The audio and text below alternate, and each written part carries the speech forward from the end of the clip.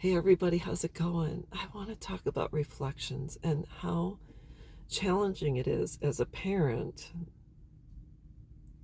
when your son or daughter talks crap about you, whether it's true or not.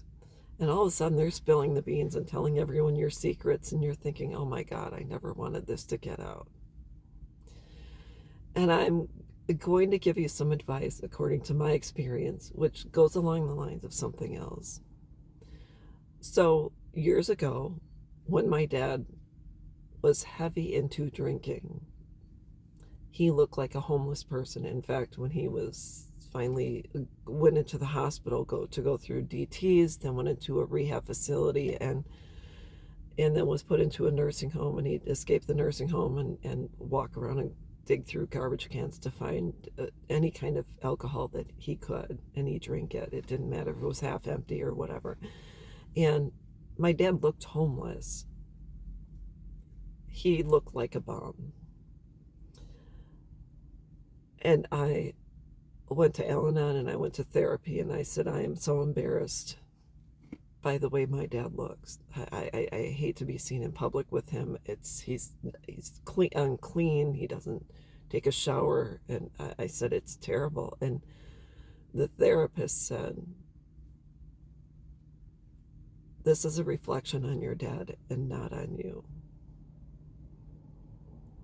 And I said, but I'm with him. And they said, it's still a reflection on your dad and not on you. You have to separate from one from the other. And it took me a long time to realize that I didn't have to be responsible for the way my dad presented himself in this life. And I think the same thing applies to our sons and daughters. Their behavior is a reflection on them, not on us. My job is to manage myself and treat others with kindness, dignity, and respect. It is not against the law for my daughters to call me a B, or say I was a bad mom, or say I was the worst person in the entire world.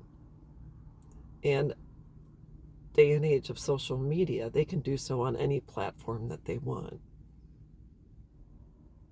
They can't get arrested for it. Just the way it is. So I have to continuously remind myself their behavior is a reflection on them.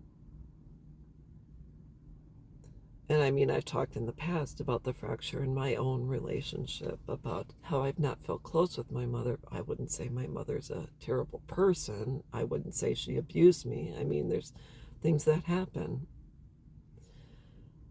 And so I am also reminded of my responsibility of how I handle my relationships with other people and how I reflect their nature.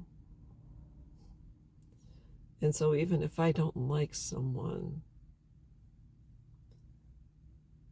I have to take a step back and allow every single person the opportunity to form their own opinions about each individual, whether they know them or not.